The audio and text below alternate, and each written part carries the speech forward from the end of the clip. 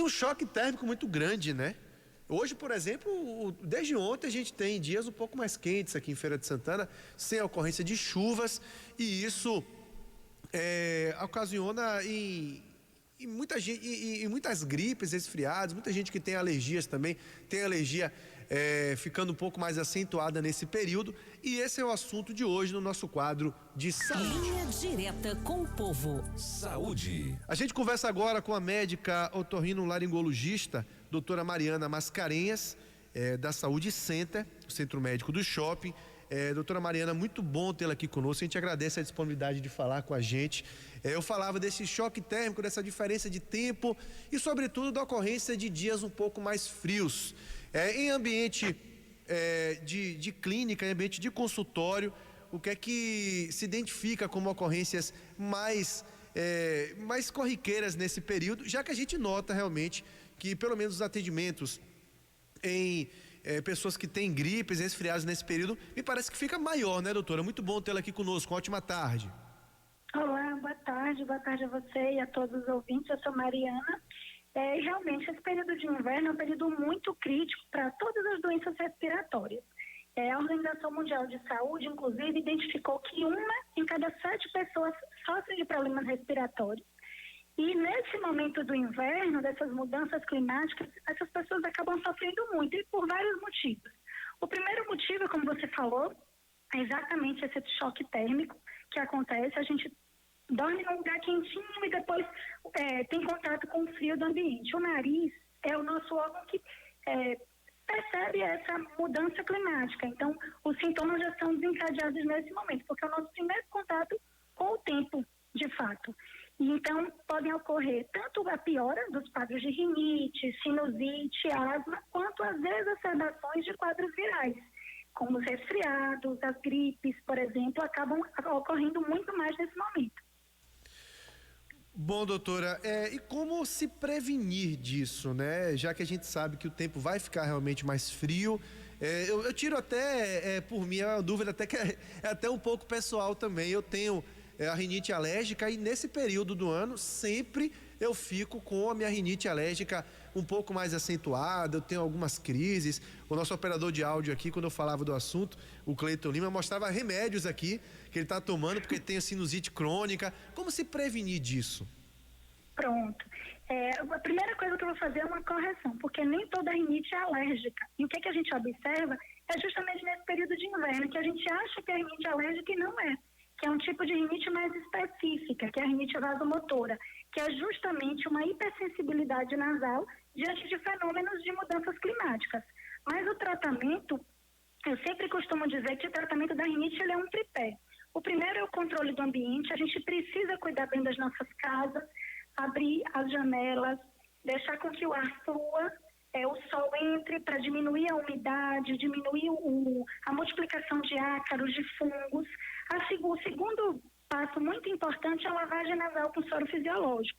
Lavar o nariz com soro diminui as doenças, porque diminui o contato da mucosa nasal com os alérgenos, diminui a secreção que fica retida, porque os cílios que fazem essa varredura, essa limpeza do nariz, eles podem ficar mais lentos por conta do clima frio. Então, quando a gente lava, a gente auxilia nessa limpeza nasal. E o terceiro, uso de medicação, que obviamente sempre deve ser prescrito por um médico, porque cada caso precisa de uma avaliação, precisa avaliar se o paciente pode usar a medicação, qual a medicação é ideal.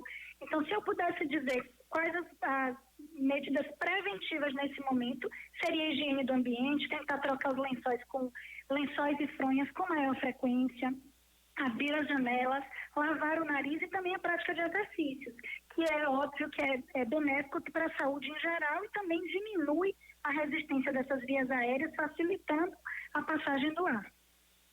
Bom, a gente vive um momento até de vacinação contra a gripe, né? E é sempre nesse período também que o inverno vem chegando, geralmente se começa em maio, junho, as campanhas de vacinação, esse ano com um público mais estendido, até porque a gente vive uma pandemia também, mas geralmente para idosos e crianças é certo que todo ano a gente tem, doutora.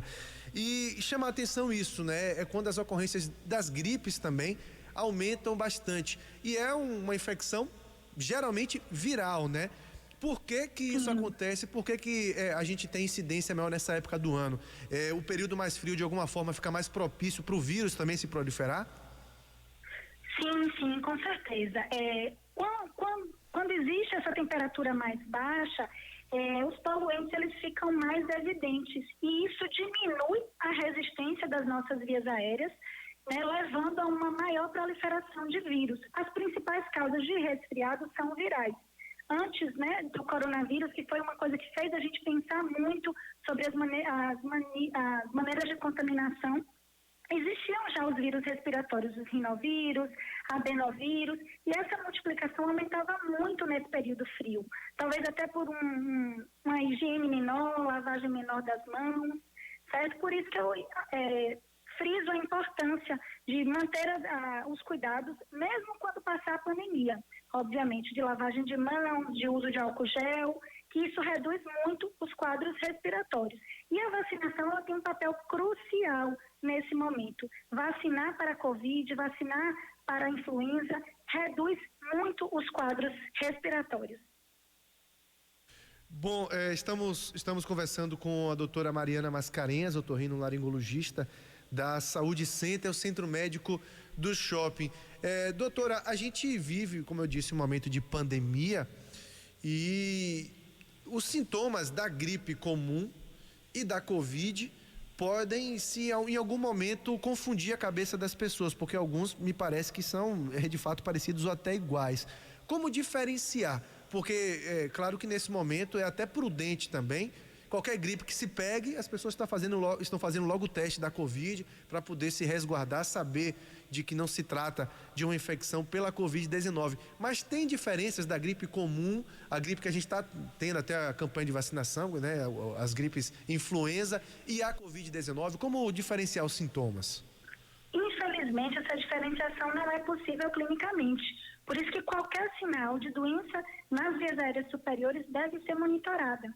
Porque a gente não consegue dizer qual a obstrução nasal maior, ou os dois quadros podem dar obstrução nasal, espirro, febre, dor no corpo. Então, a atenção é muito importante, até porque nos resfriados costuma-se ter uma melhora mais rápida, pode não ter febre, mas também pode acontecer febre. E no caso de quadros de Covid, pode haver uma progressão para um quadro de pneumonia viral, que é o que mais assusta, né, o que mais aumenta a mortalidade. Então, essa diferenciação ela não é feita clinicamente, de uma maneira simples, mas consegue ser feita através de exames, certo? Como o RT-PCR, se for feito nos primeiros dias de doença, uma coleta adequada que vai dizer se existe a presença do SARS-CoV ou não, ou se é apenas um rinovírus e que a gente já estava acostumado.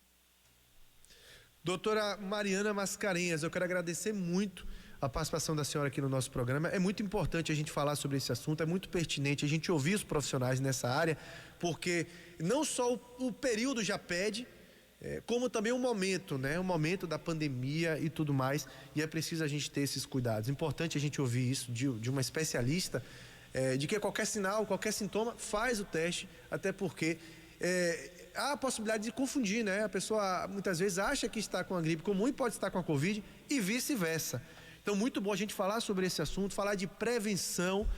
E eu quero encerrar perguntando se em ambiente de consultório já se sente, por exemplo, os efeitos da vacina, né?